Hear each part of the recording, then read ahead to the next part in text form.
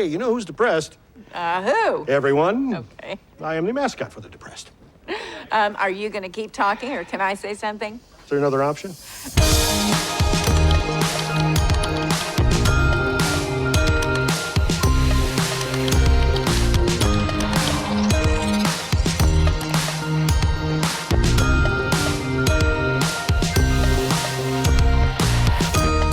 Hello, hello, hello, and welcome to the Comeback Official Podcast. I'm Evan Ross Katz. This podcast exists for the fans who love the comeback, who quote it, who study it, who feel seen by it. Once again, I'm joined by the artists who built this world from the inside out. Hi, I'm Lisa Kudrow. And hi, I'm Michael Patrick King. I'm so happy to have you both here. First, we're going to dive into the episode, but later Lance Barber joins us. He's back as the man, the myth, the recurring nightmare, Paulie G. This episode is called Valerie Lights a Candle. It was written by Michael Patrick King and Lisa Kudrow and directed by Michael Patrick King. If you haven't watched this episode yet, what are you doing? Go watch it on HBO Max, then come right back here. In terms of dividing out the season, from my experience, there's something very much about 1 through 4 that feel like their own mini season. And episode 5 feels like it's beginning the back half of the season. Was that intentional in the writing process? Yes and no. I mean, everything's intentional, Right. whether we know it or not. Right. Right? Yes. That's how it turns Right. out. Yeah. Permission to speak. To say that we Is didn't right? write it, Yeah. that the universe did? Kind Yes. of. Okay. Yeah. But also, We're the vessels. But the it is- Valerie vessels. but it is a shift from Valerie, like, I'm not running the show. They're being respectful showrunner, and they're not taking care of it. We find out at the very end. And now her discovering that it's up to her. It's a gear shift. What is the story about AI in actually making this series? 5 is about what could happen if you took writers away. Now that I think about it, it's more Valerie like, I don't want this. She's like in a room saying, learn my lines, which one of my favorite line readings that every now and then Lisa will say something I've never heard a rhythm out of Valerie. And when she's in the room and she's talking about the candles and she goes, And learn my lines. learn my lines. I just there's something I've never seen, but Valerie's retreating back into trying to be an actress leader of the cast like she was in Room and Board. Right. But it doesn't want it to happen. Right. It's interesting you bring that up because there are so many echoes of how Valerie interacted with the cast of Room and Board in season 1 and how she saw her role and kind of wanting to return to that familiar place with the How's That cast, and yet being in this different position now of power and authority. And Right. lying. Well, she always was that person. It was just rejected. Right. Season 1. And now it's not. Right. And she's earned it. Yes. Everything in 4 was everything happening to Valerie. And yet what we start to see in 5 is this journey, the beginning of the back half of this season. It's how Valerie starts to take ownership and take on everything that was forced onto her. And in that Valerie signature fashion of spinning it and saying, okay, well, what am I going to do with this to make it a win? I mean, the idea is Valerie doesn't want control. We even put her in a Waymo to start. Take the control away. I don't even want to drive. She's just sitting in there worrying about what happened with Danny Bukatensky plays Billy, sending her voice to the studio. She's panicked. Yeah. And also with Josh and Mary, because they didn't even speak to her. So she's really insecure and nervous like any actor would be after I think I said too much and now they hate me and what's going to happen. Yeah, and then she's chanting sort of her mantra, which is, it's all good. She says it 3 times in the first scene. It's all good, it's all good. Like, who's she talking to? Right. Herself. Well, and it is all good because, Brandon Wallach comes in, they have this little chat, and he affirms the fact that this show is testing well, which is the affirmation that Valerie needs to know that despite her reticence around whether or not she should be in this AI world, it's testing well, forcing her forward to say, okay, the thing that ultimately matters, the audience, because Valerie, People's Choice Award winner, she loves the audience. The audience is affirming that this is something that she should be doing. And I feel like it gives her that step to go to the cast and kind of rally the troops. Yeah, but she also is aware that the head of the studio came to her. That's a power dynamic. And then you have Andrew Scott walking in like oatmeal cashmere in sunlight with, Looking like a movie star. looking like Hollywood. And he walks in and she's terrified because why is he there? But also he's so manipulative. He says two things, tested well and thank you for being the show that's the least of my problems. That's catnip to Valerie. Right. Yeah. After saying, no, we don't think you need a showrunner, and you know more about sitcoms than anyone, which was probably true. She's the only one who's worked on a sitcom and had been for such a long time. Jim Burrows is gone. No one at NewNet knows. The scariest turn in that scene is when he says, it's interesting, we're thinking you don't even need a showrunner. That's anarchy in television. That thought, that's what the whole series is about. People thinking they don't need writers. Right. And he's saying you don't need a showrunner to Valerie. And she's like had only bad problems with showrunners. And I love that detail of not only is Marco going to be upgraded to showrunner, but Brandon doesn't even know who Marco is. He thinks this is just a random PA walking in, and lo and behold, this is his new showrunner. This guy works under him. Because it doesn't matter. Doesn't matter. That's when it comes to like casting is so important. Marco, we had this sort of abstract idea of who he needed to be, and we kept looking at people thinking, who is it? Who's going to be that? And then we saw Tony Mock, and it's like he's everything. He's nonchalant, he's goofy, he's weirdly confident. Marco is really important. We threw him away, and then now he's in charge. We're going to discuss Paulie coming back this episode, which is huge. So what the fuck am I doing here? Well, you texted, so. 3 months ago. Big returning character this episode. I think many people were curious to see who from OG Comeback Season 1 would make their way back. I think many of us were hoping to have Paulie back. He was such a central part of Seasons 1 and 2. Yeah. We know the power of Paulie, if I say that, the power of Paulie. But we wanted to bring him back in another way. The first season of the comeback, he was sort of the destroyer.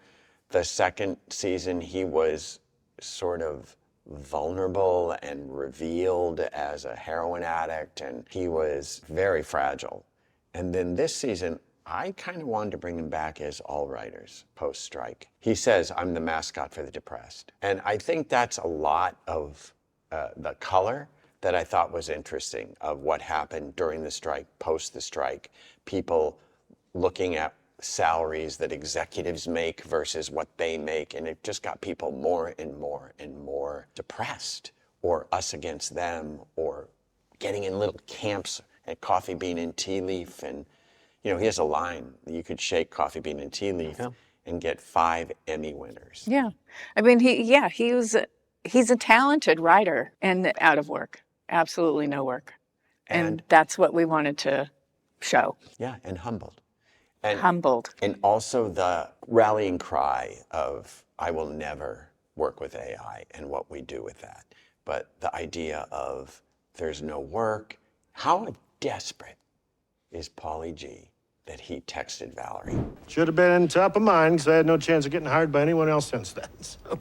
My antenna really went up in that last scene between Valerie and Paulie because it subverted my expectation of what I was thinking. What were you thinking? Well, I was thinking this is the thing that's going to bring Paulie back into the show, and Paulie's going to anchor the back half of the season. Ooh.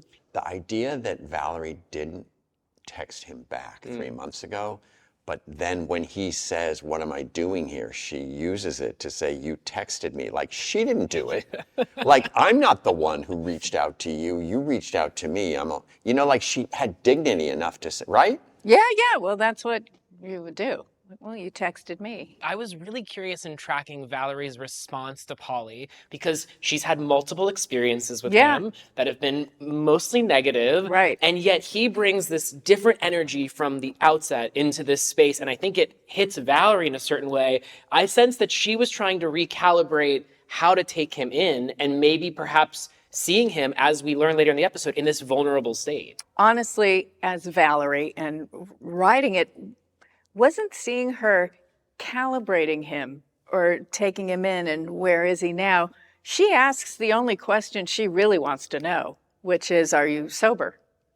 That's all she wants to know because she knows he's a good writer. Broken. Jimmy said those broken, beautiful souls. No one's more broken than Paulie. He's funny and he knows how to be in charge. He comes in combative, overblown, cantankerous, which is hiding all the vulnerability. But he has quite a little star entrance, as they say. Oh, yeah. In terms of just bravura and blowing shit off. So it seems like Valerie's seeing Paulie, but she only wants to know, is he sober? Oh yeah, and you feel that right away because so much of this episode is sort of trying to figure out who is in power. Is it Valerie? And if so, is she wanting to take that on? And as you say, from the second Paulie walks in, it's such a reminder of, and this is a testament to Lance Barber's performance as well, but he holds the space in such a way that all of a sudden you feel like there's a leader in the room finally. Yeah. Since Jimmy left, we've sort of been in search of a captain, and he walks in and it's like, this could be a captain. Right? Easily. It could be. And he comes from a scene right before this where Valerie's being accused by PDP of being one of those actors who takes lines away. I'm frustrated too, okay? We're in the same boat, a boat without a captain. Who can I get to be the captain? Right. It also brings up a new dimension in Jane, which is protective. Valerie, there are so many good writers out there. He said so himself. Okay, good isn't enough, Jane. The show needs to be great. I think it's the first time you really see Jane saying, this isn't healthy for you. Yeah. Like a friend. Yeah.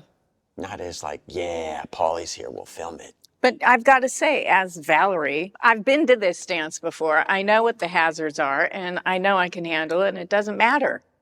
Until it does. Yeah. I mean, until he says, finally, the one thing that she realizes, oh, yeah, no. I thought reality TV was coming for us. That AI, fucking scary. Yeah. He's dangerous. And And scared is a problem. If he's scared, yeah, can't subject the whole cast to this. Can't subject myself to this. I don't know how he's going to act out. No. Nothing more dangerous than a scared animal. If he was scared during Room and Board and he treated her that way, if he's fucking terrified now, what's going to happen to her? And Valerie makes a decision that she can't hire him. No. Lisa had this instinct, this line about Nothing more worse dangerous than a scared than a animal. scared That's animal. when they bite. That's when they bite. And in order to make it sort of through line, we have the very first moment of patience with the Band-Aid as she got bit by a dog she's rescuing. I got bit by a rescue that I'm fostering.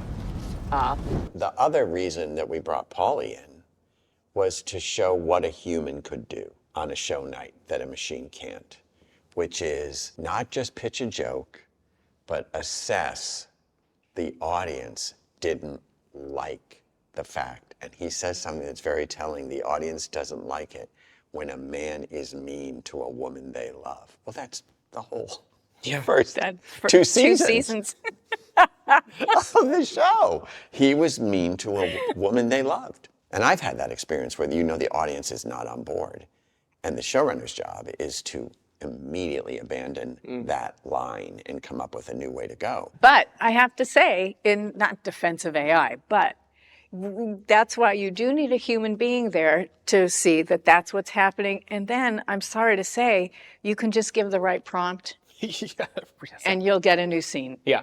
So, Yeah. sorry. Kind of did sound Sorry. like you're in defense of AI. I'm sorry. I hope you're not apologizing to AI. So It's the first shout out they ever got. I'm hedging my bets. I'm apologizing to everyone and everything. just a general apology. To bring Jane back into it, her telling Valerie it's not healthy, which I think speaks to also Jane feeling more comfortable speaking up and advocating for Valerie as a friend in that moment and saying, I see something, I can be objective for you. And that's something we'd seen in the past. We've seen it with Mark, we saw it with Mickey, but it's something that we haven't seen that note with Jane before. No, and she Right. goes even further. She totally affirms Valerie in the scene on the street where she says, he got me an Emmy. And Jane says, You won you an Emmy. You got you an Emmy. Yeah. I mean, that is friendship. Yes. That is not manipulation. That's not like the cameras aren't even up. Right. It's also like women's empowerment. Yeah. Yeah.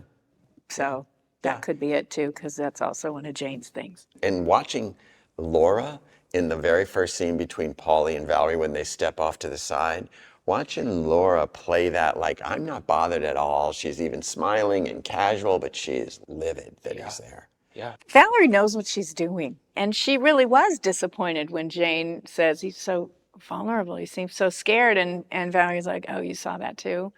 Yeah. She's devastated. Yeah, because I can't use him now. Shit. She's really There was one take where I, as Valerie, almost cried a little bit because, God, that would have been so easy. The devil you know. Yeah. The devil you know versus whatever do it. AI is. Well, and thinking about the fact that the Emmy Award is, as we know, so important. Awards in general are very important to Valerie. We learn about that from the pilot episode with the People's Choice. When she goes into Jane's house in season 2 and sees that Oscar and has to take the selfies, obviously winning the Emmy. So the fact that Paulie has an Emmy himself, helped win her an Emmy, you know, she won it herself, but was a part of that process. Sure. He represents something that is so important to her. And in her mind, I imagine that maybe he could be the pathway towards the next Emmy. Yeah. Oh, I wasn't thinking that. That was just my interpretation of right. just, I'm always thinking, when I think about Valerie, it's a statue. Yeah. Well, sure, she's looking for great. She wants the show to be great. Yes. And yes, that would lead to awards. But it's like, he's my path to great. Jimmy said couldn't be great. I think it still can be. Right. And I'm going to kill myself for this. Yes. And he won his Emmy for The Simpsons, which is considered great. Yes. And then, of course, everybody takes bumps along the way, and he had to do Room and Board, which wasn't great, but his DNA is great. Yeah. And it's funny you bring up that Jimmy line, because I think that reverberates throughout the back half of the season of just, Valerie really hears Jimmy. And so when he says it won't be great, it almost sets her off on this quest to prove that it can be great. Right. Yes. It's like the pinnacle. I mean, the Emmy represents great, too. Yeah. I mean, when you look around, it's still considered the win. Oh, yeah. You know, so it's like she's going to do everything she can to make it great. And here she is at the end of the episode with Marco, who threatens her. He threatens her. I know shit. Like, just remember that I know things. And how calm and So is she? calm. We're not a team. We're not a team. Well, you are now. Yeah, we're all a team. So kind and calm and does not slap him No. at all, which is the only thing she's ever been exposed to. Yeah. Yeah. She manipulates. Like, I'm surprised too. She reminds him what his goal is. Uh-huh. And tells him you want a house. Yeah. And this is the only way to get it, and you're in a team now. She actually motivates a team situation. Yes. But she said that's how we win. She didn't say do what I want. She said this is what we are going to do. And the great thing about Valerie is, like, I believe that she wants this team to succeed. And I think that's part of the depth and greatness of Valerie. Yeah. Is I think there was a read, especially around season 1, that all she cares about is herself. Yeah. And I always interpreted that as a misread because I think Valerie wants things for herself, which, by the way, as many people do. Yeah. But also wants things for everybody else. I think she wanted that cast of Room and Board. I think she wanted Juna's success. Yes. I think she wanted her own success too. Right. But not at the expense of Juna. No. Back to the PDP scene, he says, I didn't think you were one of those types of actresses who would get rid of his lines because she's threatened. Right. Valerie has never She's been not. that. All she was asking was for more than a tag on Room and Board. Yeah. Can I have more than a tag? She never said give Juna less. And the Beady Beady Boys. And the Beady Beady Which Boys. was, they're funny. Like, Yeah. it's all good. Yes. We want funny. Yes. Yeah. She was never, She's never threatened about taking anything away from anybody. And that's why I love what the candles represent, but I also love it as the coda to this episode. I think that scene in the dressing room afterwards assures us that she can take on some kind of leadership role along with Marco, along with Evan, that the team is suddenly assembled and that Valerie knows that it's going to be okay. Yeah. The show's going to be okay.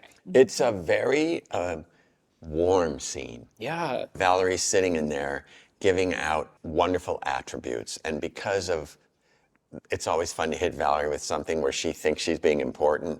There are little funny things in there, like Gabrielle says, I have my own candle line already available on soy. Goop. Like she was thinking, you're just a kid, you don't have anything. And then Meanwhile. And then meanwhile, this girl has everything. Everything. But the candle scene is very important because it also introduces Evan into the mix. And when he walks in, everybody sort of cheers, but still it's awkward because he's expecting food. Yes. And Valerie's like, My tranquility burned. one of my favorite lines is, my tranquility burned. God, really burn through my tranquility fast. I'm reminded in season 1 when Valerie was going to the upfronts and her going over all of the food orders for Francesca and making sure that all the meals were accounted for, even though she was going to be gone, even though she had this big thing going on. Yeah. Valerie's a caregiver, whether it's to her family or to the cast of Room and Board, now the cast of How's That. So it's a theme that we've seen throughout the series, but I don't know if the audience always takes it in and appreciates it the way I think this scene really lands that plane of how sweet Valerie is. I think because it's always hidden, hopefully and thankfully, in comedy. Yes. You know, the first time she did it was with the keys, with Mickey giving everyone doors to Room and Board, and all the personalities. You're a tiger, you're a this. And this one, the magnanimous is she's giving Frank self-love. $8.99 self-love. It's never self-important. It's silly important. Yes. Yeah. That's what makes her sort of tolerable. Yeah. That it's not a soapbox. It's a gesture, kind of a superficial gesture that she thinks if I imbue it with depth, they'll buy it. Yeah. Yeah, I don't and know. also, That's fine. it's the job. She's trying to create harmony, and she's the heart. Well, it's funny, she's been in this role before, but never in like such a managerial sense, right? Before, it was her kind of taking that on because she was like the senior figure, this young cast of Room and Board, and kind of thinking, I know the ropes, I'll help them. But this instance is almost different because, yes, she's doing it out of the kindness of her own heart, but also because she kind of has a bigger role here as a producer of this show. Yeah, and she has a pretty good game face on, except for one moment with the generationalism of Marco hiring his roommates who can't act and are destroying comedy. They're whispering a comedy scene. She pretty much says to Frank says, are they fired? And she says, no, that whole generation thinks they can do everything. Yes. The whole generation thinks they've got this. Oh, they don't. No. She sort of slips and then looks at the camera and says, Maybe that kind of confidence is a wonderful thing. It's not. but I love the generational thing throws her, that everybody thinks they're as good as they are. And that Frank agrees. Yeah. They're not. Yeah. You know, and she's also working with people that are the same age now, which is great too. It's not just young people. Right. Because that's also where TV is. Yeah. Who's watching? And also in that little scene where they're not is when they get all those jokes that are downloaded. And that's our comment, that AI is pulling from hundreds of scripts, good and bad. She said, these are not Shakespeare or the Charles Brothers. It's a joke from Mama's Family that Walter already said. And that's maybe a danger, that you're just going to get swill. Yes, and I think that's one of the great themes of this entire season, which is like that there are virtues to AI, and with those virtues come setbacks, right? And so it's this idea of it's not good or bad, it has good, and from that good will come in bad as well. And I think that's what makes the season so interesting. Paulie says that machine's fast. It's like a staff writer on coke, but it needs guidance. And also, who's going to say that that's a hacky joke? Yeah. And that's a good joke. The machine doesn't yet, that we know of, right? Have No, that right. ability. But after, as Lisa said, in favor of the process, just put the right prompt in. Right. I mean, we had a little more of that in at some point, and there was too much and it had to go. But, you know, the value of Evan being a writer is that his prompt, and he's skilled at the prompts. Yeah. Which is what was going to He's show a in difference. the evolutionary chart, he has both things. He knows how to work the machine, but he also is a fledgling comedy writer. Right. You know, you mentioned this was originally in the script, but then it went. How do you both work process-wise in terms of determining how to trim? Do you call it fat? I wouldn't even know, but No, I'm it's just not wondering fat. It's not how, fat. Yeah, how you determine what aspects of the script maybe perhaps aren't necessary to the story you're trying to tell. In the writing room, it just becomes like dense, too dense. There's too many thoughts. Like, okay, every time we go to the sound stage, AI is going to have another malfunction. Yeah, we did have another. Then you just sort of stop listening. So pick the ones that you can run to and make clear. There's a lot of complicated things we talked about AI and solar flares and computers going down, and we've spent a lot of But then we looked it up, like we were even told it can get unplugged, and then it's like at the end of Raiders of the Lost Ark, the Library Yeah, of Congress archives, We had a finding the plug. But then I've looked it up, and that doesn't really happen too much. So We worked on it for days. Yeah. Days. It was in there. It's just too dense. And then there's the editing room, which is the other layer where you realize, oh, we don't need that. Even though we defended it the whole way because we needed to film it, then you say, oh, we don't need it. But it's a struggle. It's always good that, I hate to say it, it's always good that goes. It's not like, oh, that stunk. I know there are things we feel like, will there be extras? Will we be able to just show extras somewhere of whole things that got cut? Yeah.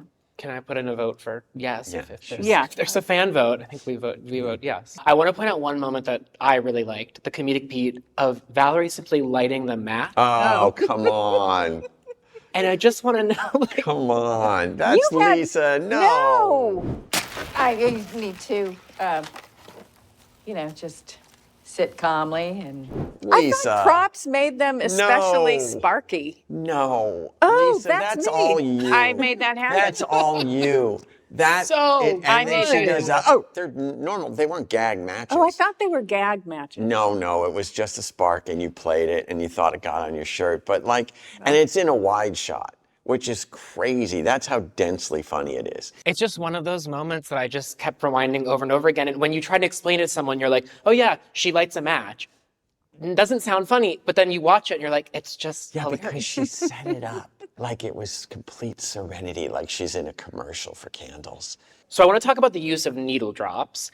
Specifically in this episode, we end with Dido's Thank You. But we started this season off with Olivia Newton-John's Magic. We've gotten Destiny's Child Survivor. We've gotten Depeche Mode's I Just Can't Get Enough. And so many other earworms. I feel like the songs that close out every episode are hugely important. Can you talk about, from season 1, episode 1 to now, how you think about the needle drops that appear in each episode? Well, the very first needle drop in season 1 was Destiny's Child Survivor, right? It became ironic because it was a disaster, but she's a survivor. So it's almost like cool water at the end, like here's a nice drink of cool water. Like you can let go now, there's music. It's no longer tense. We've let you know this is a TV show because we're putting music on it. Yes. So it's a feeling, but they're always really abstract, like the Cranberries.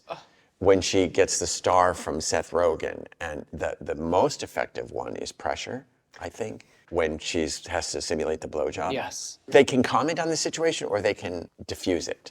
And Anxiety, which we used at the end of 4, is the first really current song we've ever used. We've had some good ones this season, I think, but they usually underline the feeling or the laugh. Like Knock on Wood at the end of the second one, Valerie's driving, is just me saying, you better knock on wood because this is gonna be hard. Lisa, do you have a favorite needle drop?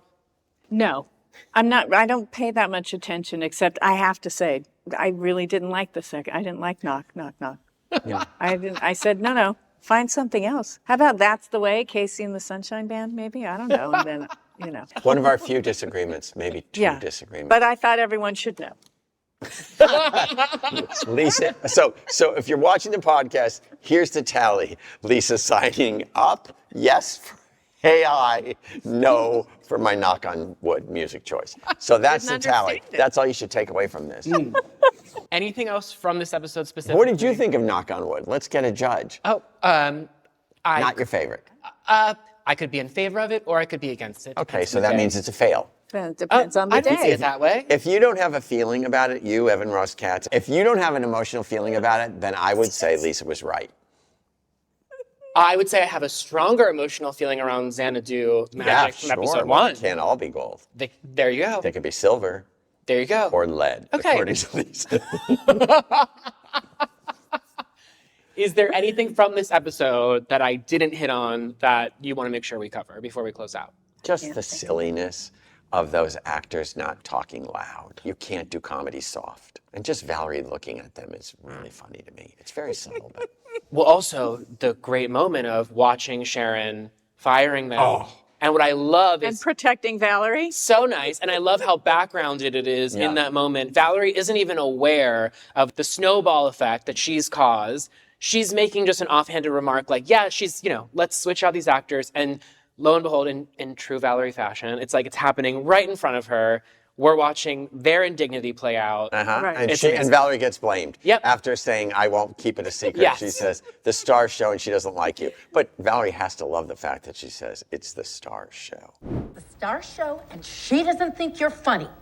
I really do feel like Valerie's beyond all that. Like, those aren't Band-Aids for anything because she's overwhelmed with how much there is to do and what's at stake and what she's about to lose if it can't be great. And also, it's really interesting that everybody's still desperate. Sharon says to Valerie, that kid's not going to have me fired because there's nothing else out there for me. That's the important reason that it's all happening.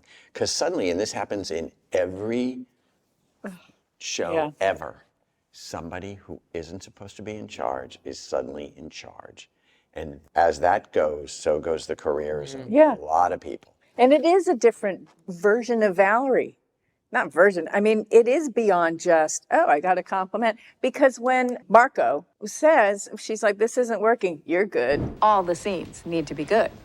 You're good. No, that bullshit, enraging bullshit. It's like the actress just wants to hear that she's good. And no, that's not what it is. I have to imagine if that were to play out in season 1, that would be all Valerie needed to hear. That would be all she would need to hear. But she also is actor for hire. This whole thing is now her responsibility because what's at stake is she wants to be in a show that's great. If Valerie knows something is true beyond words, if at the end of the cupcake scene or the beginning of the cupcake scene, Paulie just said, you're good, if she didn't believe it, she wouldn't believe it. Right. She doesn't like phrases like, can I have your autograph? And don't invite me to the set. She doesn't like that stuff. So that she had a temper tantrum there. But now when he says you're good, she doesn't believe it, but she knows it's placating and she doesn't have time for even to yell at him. There's a real issue. Right. Yeah.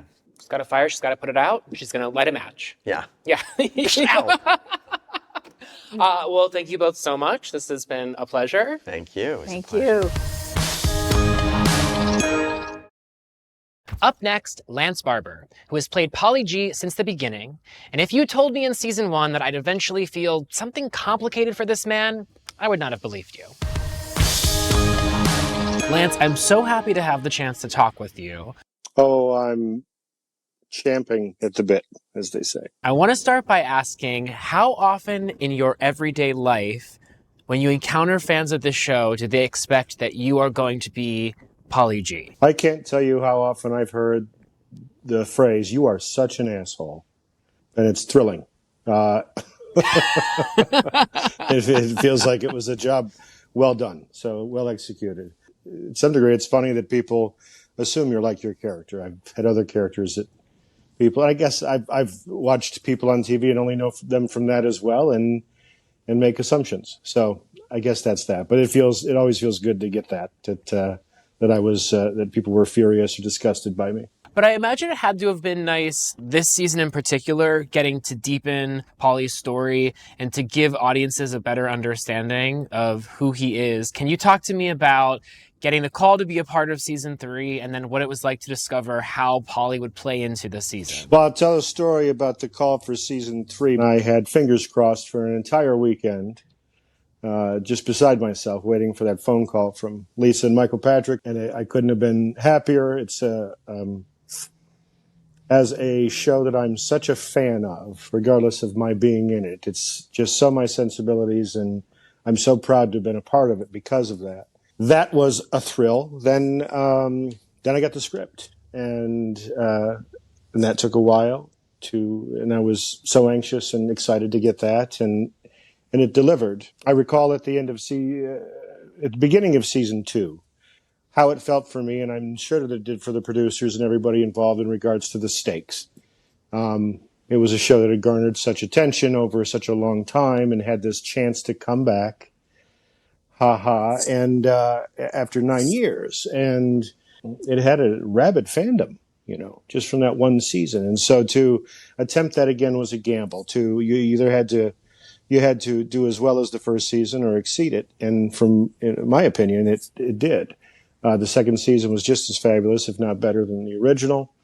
And so those stakes were felt 11 years later for this one from me. Like I said, I'm sure Michael Patrick and Lisa felt the same. You talk about being a fan of this show, and one of the through lines throughout a lot of the conversations with the actors involved with this show is that they are both in this thing, but have this unique vantage point of being within, but also being a fan of. What is it about this show that I imagine that's unusual? I don't often talk to actors who are fans of the thing that they're a part of, but there's something about this show that brings out rabid fandom. What is it that you like most about this show? Well, I use the word sensibilities, and I guess that's what it is, the comic sensibility. Certainly at the time, and then as it continues, there was the whole discomfort thing. And the whole playing grounded, from an actor's standpoint, to play all of those pieces of comedy and to let it build and have it be so grounded and have it be so small. All of the little things, it's a show that you could watch over and over again. It's just rich. There's so many details, I think. And so I've always wanted to be a part of that, something like that as an actor that paid that kind of attention to the subject, and certainly in comedy. And then just my sensibilities of what became known as cringe. This show was not the pioneer of cringe, but it was certainly towards the beginning of it and did it well and has been, I think, followed since in its style. So that was already something that I was a fan of. I was a big fan of the British Office. And when I got this job, this felt like that to me. The kind of small detail, the kind of uncomfortable moments, and the kind of grounded acting that was allowed inside of that kind of the absurdity of some of the situations. So Jane describes Paulie at the end of this episode as being so vulnerable, and I'm wondering what your perspective was on the Paulie that we meet in season 3. The Paulie that we meet in season 3 is, thankfully, as all the characters do, which I think is why it's so delicious and satisfying, this third and final season, is that everybody got an arc. You don't go 20 years as a person, even if you still have the same shit and baggage you carry, and if you still have the same things, everybody has some sort of arc. We all get older. We all have garner new perspectives, at least hopefully, even if it's just a little bit, and we change a little bit. We should, at least. And so we get to see that with these characters. At the end of the second season, I think we realized that Paulie was Valerie in certain ways that we didn't realize before. That Paulie was as desperate as she was for the attention and the glory and the applause that she was. That's what he was after. He was just a different personality behind it. Valerie was more Pollyanna, and he was more of an asshole. And he's still bitter, I think, and he's still Paulie G. But he hasn't gotten through all this time without garnering some sort of perspective and wisdom through age. And I think they wrote that. I think it was fun to get to kind of play that. So and I hope that's how people see it. Do you, Lance, see Paulie as a villain? No. I mean, I see Paulie as an asshole. Yeah. I see Paulie as a certain type of personality, for sure. But I also don't see him as a villain, because I think that Paulie was reasonably found Valerie Cherish annoying. He might have found her more annoying than other people, and may have been unclear as to why, which was part of, I think, the mystique and the drama of Paulie G, because we weren't sure why. But there's no question, I think, that Lisa would probably say the same thing, that she has some qualities that would be tough to be around. And certainly for different personalities, one like Paulie, they were certainly oil and water. I want to talk about the last scene in this episode. Do you feel like Paulie left that conversation with Valerie thinking that he had secured the job on How's That? I think so. I think Paulie was, for the way that I read it, I think that he did. Yeah. It was like at the end of season 2 when Paulie goes up to accept Valerie's Emmy, and he's, stops and feels like a fool in the moment. He exposed his, true vulnerability, and I think it was genuine, and I think his hopes were genuinely up, because the ground had shifted beneath him from someone who had a fair amount of success to seeing this new shift in his world. I think is legitimately scary for him, and so he had high hopes. One of the great things about getting to see Paulie back this season is that, as you mentioned earlier, so many of the characters this season are given arcs.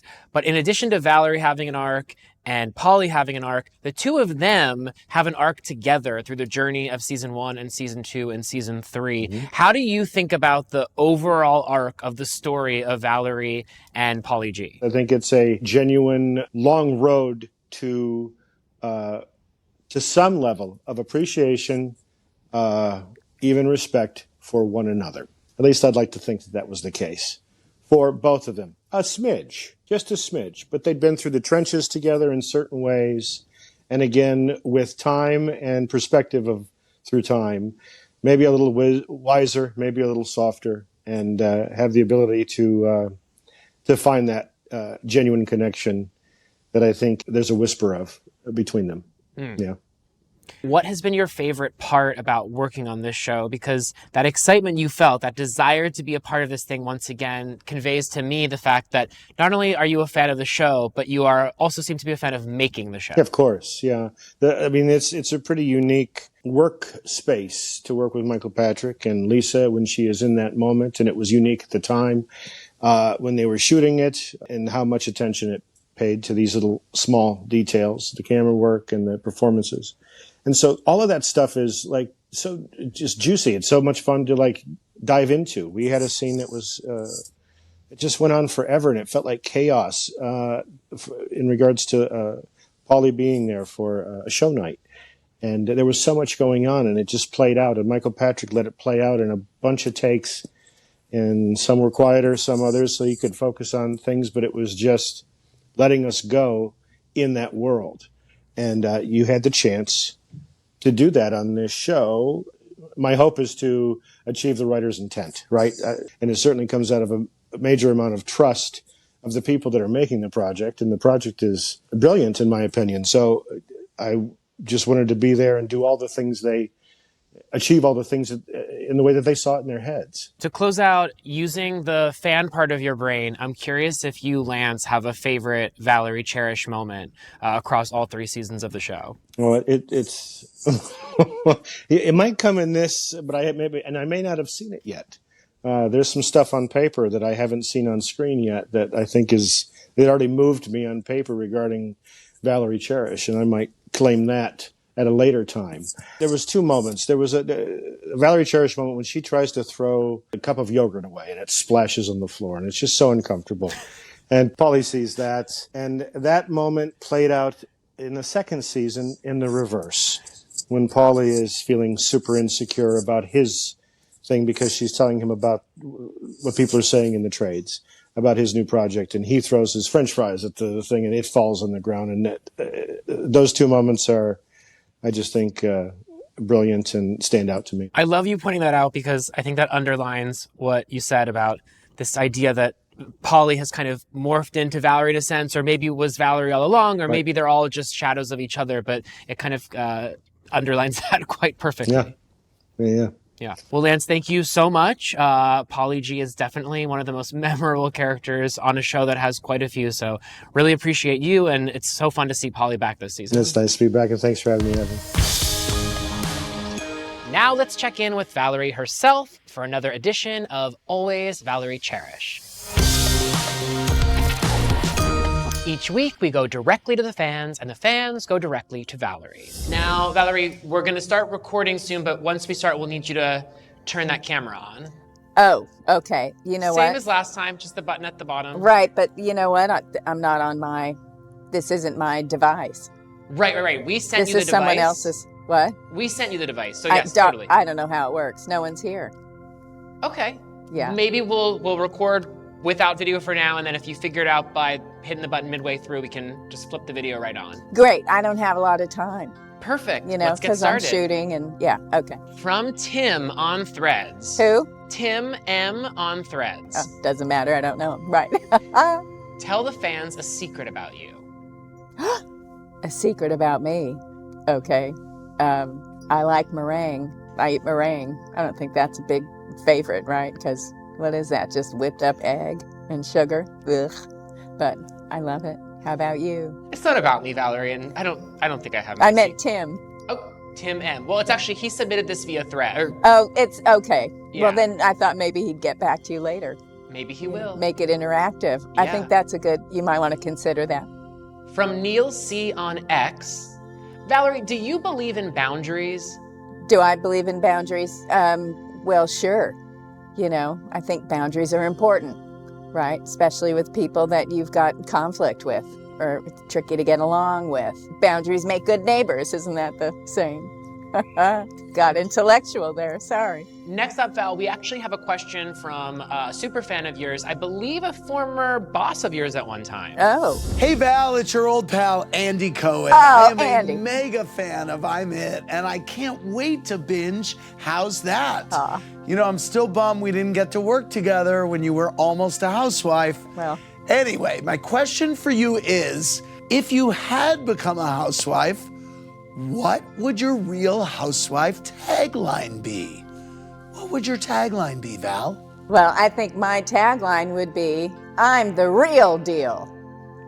In reality. That's a good one, right? Yeah. Thank you, Valerie. We couldn't see you, but we felt you, as always.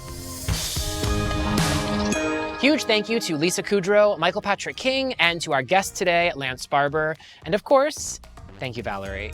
The next episode is called Valerie's Home Alone, and you can watch it or listen to us discuss it right after the new episode drops. Stream new episodes of The Comeback on HBO Max and catch The Comeback official podcast on HBO Max, the HBO Max YouTube channel, and wherever you get your podcasts. Be sure to subscribe so you don't miss an episode. I genuinely believe The Comeback is one of the great works of American television, and conversations like today remind me exactly why. Thank you for trusting us with your time. We don't take it lightly. See you next week. This was an OBB sound production for HBO, hosted by me, Evan Ross Katz. Executive producers for OBB are Michael D. Ratner, Scott Ratner, and Toby Lawless. Executive producer for HBO is Allison Cohen-Sorokoch. Producers for HBO, Becky Rowe, Kenya Reyes, and Aaron Kelly. Producer for OBB, Toby Lawless. Podcast manager, Tess Bartholomew. Research producer, Jesse Holland. Production manager, Kevin Lynn. Production coordinator, Terry Kraft. Technical producer, Bo Milkus. Studio coordinator, Elijah Matias. Assistant producer, Athena Cheris. Editor, Jesse Holland. Post-production supervisor, Mariana Crisostomo. Assistant editor, Mark Alcacid. Production accountant, Bobby Hanna and Zachary Steinberg. Editor, Sari Tiersky. Director of photography, Heath Gresham. First assistant camera and camera operator, Chris Piper. Key grip, Sam Satoski. Grip, Mark Sanders. Gaffer, Bailey Clark. Production designer, Michelle Hall. Lead man, Leo Rodriguez. Swing game, Amanda Hart, Miguel Gregory, Ian Alloway, and Darren Cantone. Sound mixer and editor, Josh Falcon. On-set mixer, Darren Bowling. Key hair and makeup artist, Brett Friedman. Hair and makeup artist, Kendall Shannon. Production assistant, Max Jordan. Associate director of social for OBB, Lenore Castro. Senior coordinator of social for OBB, Sharif Bakari. Special thanks to HBO Max, Concept and Design Studio, Matthew Truex, and Nicholas Vega of WB Archives. And Tim Meehan and Samantha Coatsworth.